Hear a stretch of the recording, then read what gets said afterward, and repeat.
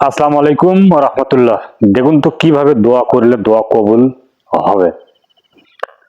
সাদ রাদিয়াল্লাহু তাআলা আনহু থেকে বর্ণিত রাসূল সাল্লাল্লাহু আলাইহি সাল্লাম বলেছেন যে মাছওয়ালা নবী ইউনূস আলাইহিস সালাম যখন মাছের পেটে ছিলেন তখন তিনি একটা দোয়া করেছিলেন। দোয়াটা সবারই পরিচিত দোয়া। দোয়া হচ্ছে লা ইলাহা ইল্লা আনতা সুবহানাকা ইন্নী কুনতু মিনাজ জালিমিন।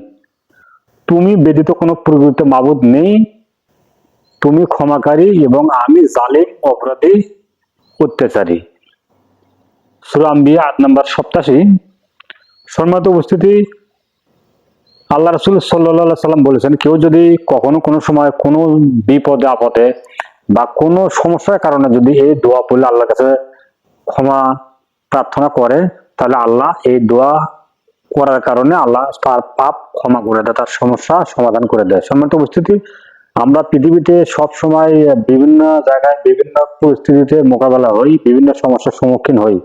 আমরা যদি এই দোয়ার মাধ্যমে আল্লাহর কাছে কিছু চাই, তাহলে আল্লাহ আমাদের এই দোয়া কবুল করবেন এবং আমাদেরকে বিভিন্ন আপদ বিপদ থেকে উদ্ধার করবেন।